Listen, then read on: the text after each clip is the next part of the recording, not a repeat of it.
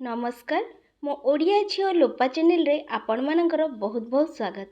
आज मु आपण मान सहित शेयर करी गोटे ओडिया लंच थाली जोटा कि पूरा प्योर भेज रो एही रेसिपी गुड़िक आपण संगे शेयर करी। वीडियोटी जदि भल लगिबो ताहले गोटे लाइक करिवे और चैनल रे जदि नुआ अछंदी चैनल तले लिखा हितबा सब्सक्राइब बटन ने क्लिक करी चैनल को सब्सक्राइब करी मते सपोर्ट करिवे। तेबे चलंतु रेसिपी गुड़िक स्टार्ट करिबा। तापाई मु प्रथमे रेडी करछि छंचिणा गोटा भजा जहाकू मसला देकी तैयारी करिबी। सेथिपाई सोरिष मसला को प्रथमे तावारे लूण हल्दी देकी टिके भाजी नेली ताकू ठंडा हवा पाई गोटे साइड रे रखिली। आ एपटे काटी नउची छंचिणार गड़ काटी नउची आ ताकू गोटे कुकर रे पकेकी हुइसिल देकिना गोटे हुइसिल देबी। गोटे हुइसिल देकिना ताकू टिके सॉफ्ट करिबी तापरे ताकू तावा फ्राई करिबी। गोटे हुइसिल देई नैथिली तापरे ठंडा हैला परे सेथिरे सब मसला भरी नउची। मसला भरिकिना ताकू तावा फ्राई करिबी। एथिरे ऑलरेडी लूण हल्दी ऐड अछि आ किछि भी ऐड करबनी। आ सिझेला बेले मु एथिरे अल्प टिके लूण देई नैथिली। तापरे तावा रे तेल गरम करिकिना सेथिरे सबु छंचिणा को एमती पकेकी एपट सेपट करिके भाजी नेबी। मोर वीडियो रे चैनल रे आउरी बहुत वीडियो अछि छंचिणा को फ्राई करियार। मु डायरेक्ट फ्राई करिके मध्ये वीडियो रखिछि आ जोटा कि गोटे हुइसिल कुकर देकिना ताकू मध्ये सिझेकिना मध्ये करछि भाजिकिना मध्ये करछि। बहुत टाइप रो छंचिणा को भाजिकी वीडियो पकेछि आपण माने सेठी मध्ये देकी देखि परिबे। तापरे नेक्स्ट रेसिपी अछि मोर डालमा। डालमा पई सबु परिबा काटिकी रखिथिली। एबे कुकर रे देई नउची परिबा गुडी को डालमा रे सबु परिबा जहा जहा मो पखरे थिला ताकू पकेकी मु रेडी करछि डालमा। सेथिरे स्वाद अनुसार लूण हल्दी देकिना ताकू सिझेबी आ टिके अदा कसिकी पकई नउची। अदा को एमती क्रश कर नउची ता द्वारा बहुत बढ़िया स्मेल आस्थाय डालमा रे। ए डालमा को मध्य हुइसिल गोटे देबी।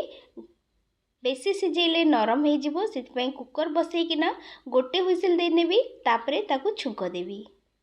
एपटे मोर छंचिणा गोटा भजा देखंतु गोटे साइड पूरा हे गलानी। आकु आउ टिके भले कि भाजिबा जो द्वारा बहुत भलो टेस्ट आसीबो। छंचिणा को एकदम गोल्डन ब्राउन कलर करिकी दीपट साइड मु भल भाबरे भाजी नेली। ये आउ टिके भाजी होतला भितरे एपट साइड रे मु काटी नउची एबे पोटल।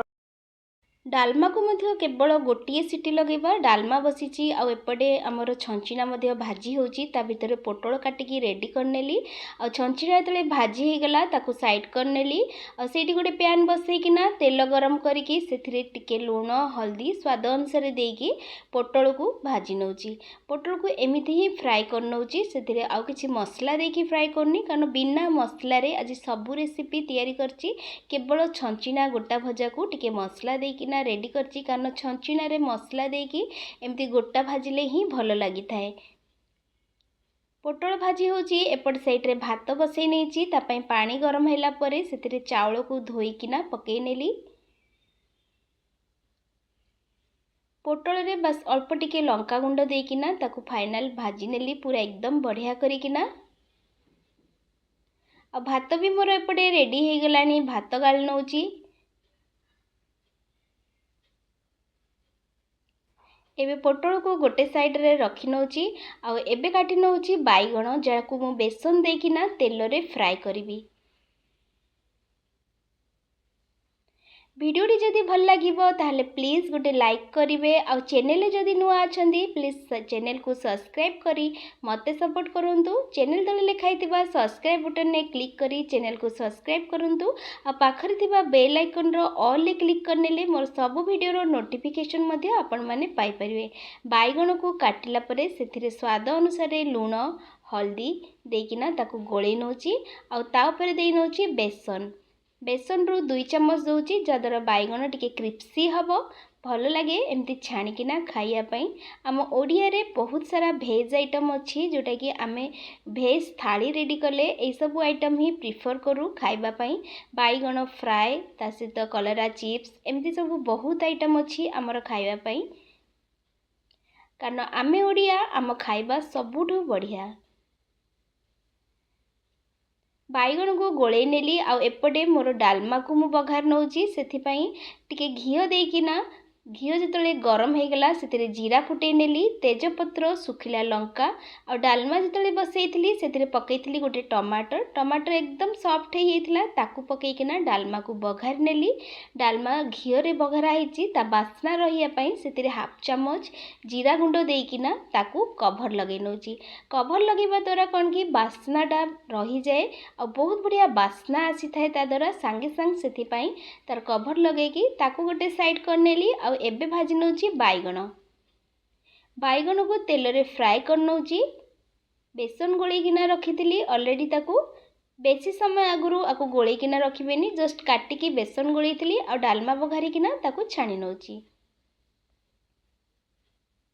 मोर यही सब रेसिपी भेज थाली आपण मानकु केमती लागुची निश्चित भावे कमेंट बॉक्स रे कमेंट करी मो संगे शेयर करंतु।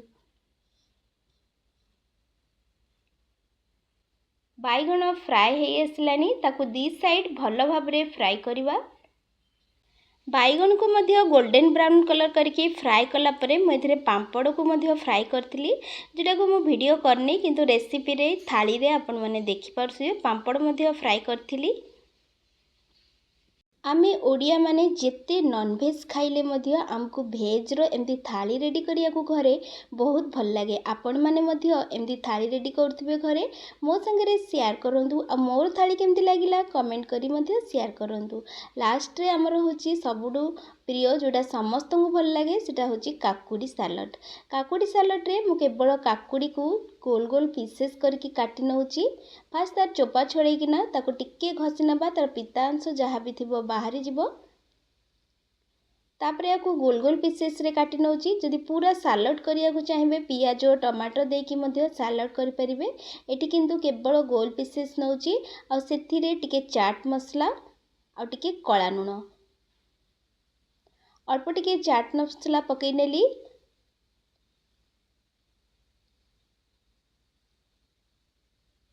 आ एबे पकईबी टिके कळा नुण जोटा बीट नुण कहंती आ ता सहित देवी अल्प टिके फ्रेश दही दही एकदम फ्रेश थिबा दरकार खट्टा ही नथिबो। मु ए स्टाइल रो खाए आपण मानको केमती पसंद आपण माने मध्य शेयर करंतु।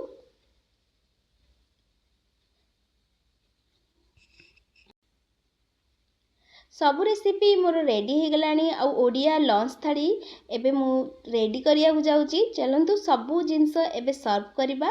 तापई प्लेट रे मु भात नै आइची अरुआ भात रांधीची ता संगे डालमा छंचिना गोटा भजा आ ता संगे बाइगण फ्राए पोटल आलू भजा